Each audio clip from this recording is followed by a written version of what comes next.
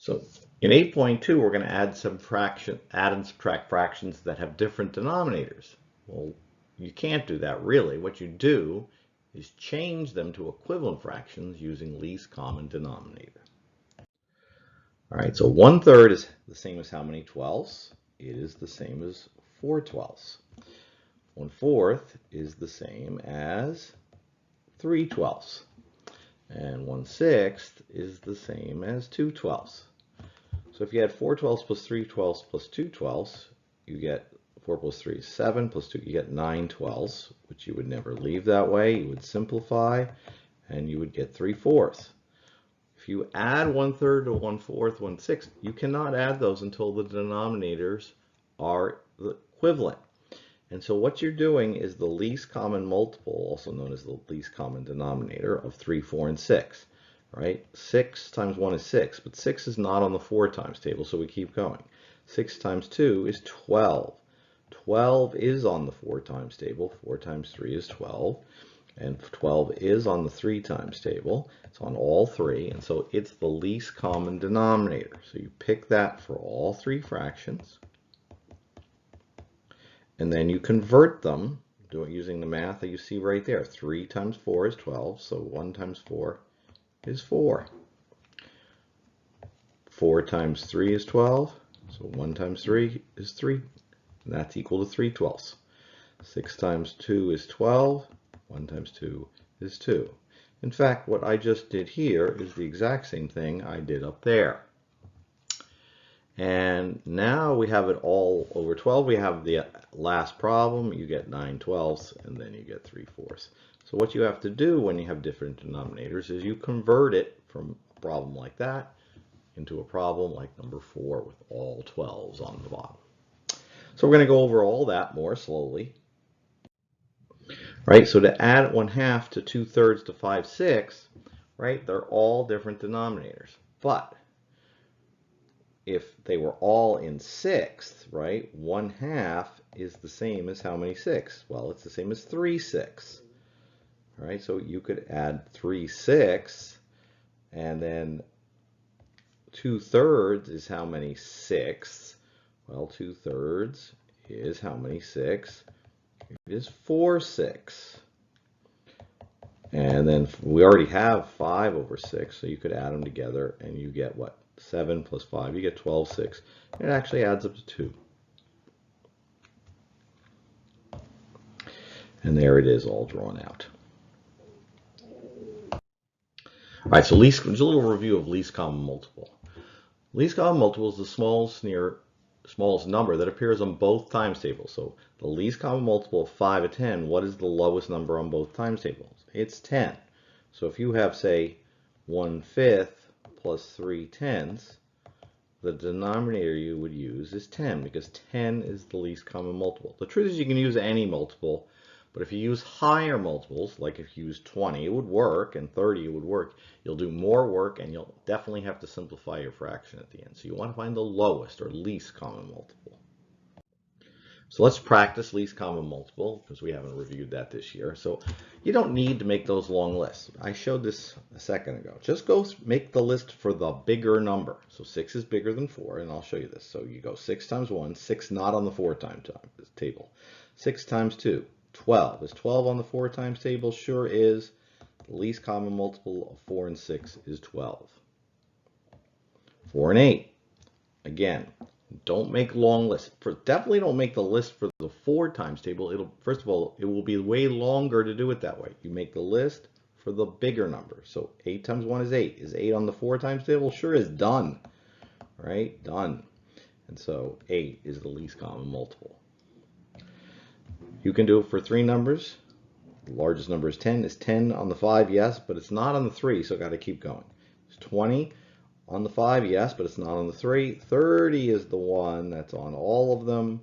That's all you have to do to find a least common multiple. All right, so when we do it for denominators, we call it the least common denominator. So we used to find the least common multiple of 4 and 8. So 8 is on the 4 times table, so we're going to convert these both to 8. I saw the next problem come up. We'll fix that in a second. And so we leave 1/8, right? And then 4 times 2 and 1 times 2 and 1/4 is equal to 2/8. Now let's do the next one. What's the least common multiple of 3 and 5? 5 times 1 is 5, 5 times 2 is 10, 5 times 3 is 15. So we have to change both of these to 15. It takes 3 times 5 to make 15. It takes 5 times 3 to make 15. 4/5 is equal to 12/15. 2/3 is equal to 10/15. So we had 4 and 8, and so let me just write this out. I really do want you to do it in your head, right? 8. We had 3 and 5, and then we had to go 5, 10, 15. That was 3 times 5, and it was 4 times 2 here. Let's do one more. All right, so it's the least common multiple of 8 and 12. 12 is not on the 8 times table, but 24 is, right? So you're going to put these both over 24. 8 times what is 24? 8 times 3 is 24. So 7 times 3, 21. 12 times what is 24? 12 times 2. 1 times 2 is 2.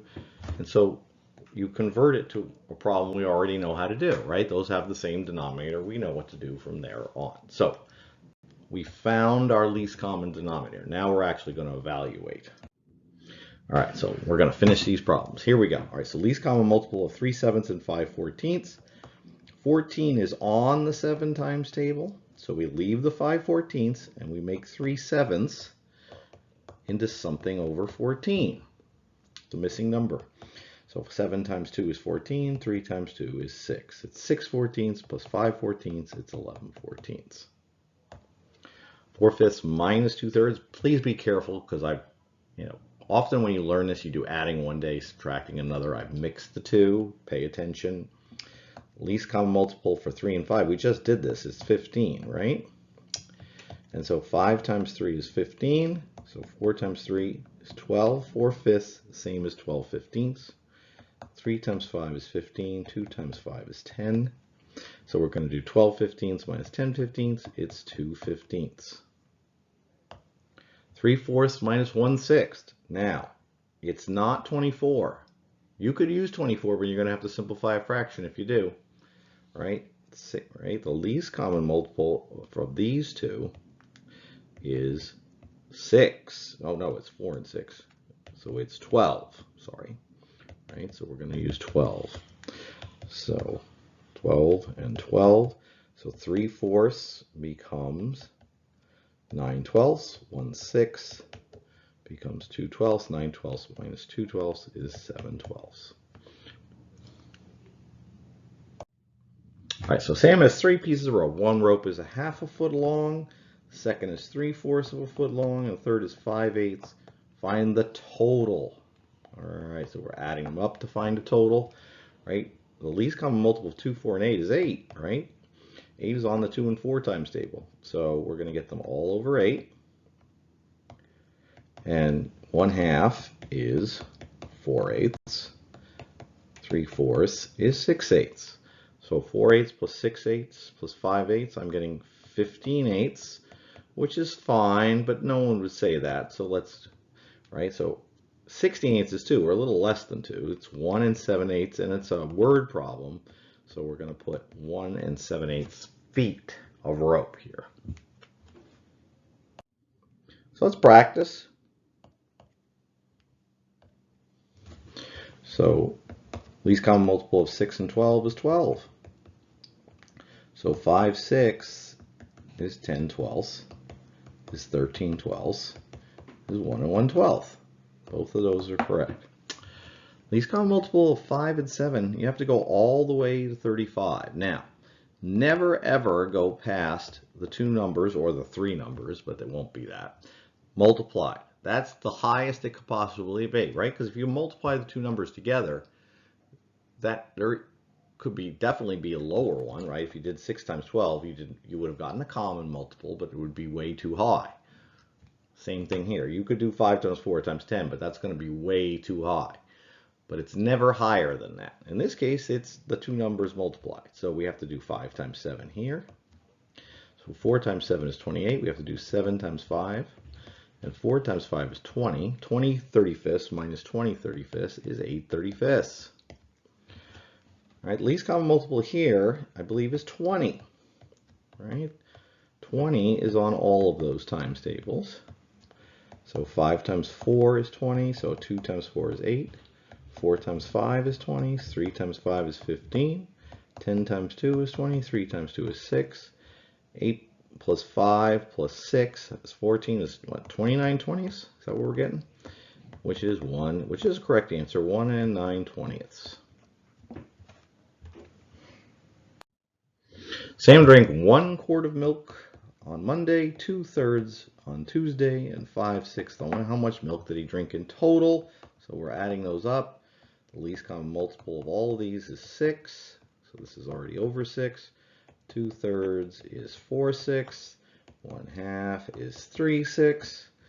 And 7, we're getting 12/6, which he drank 2 quarts total.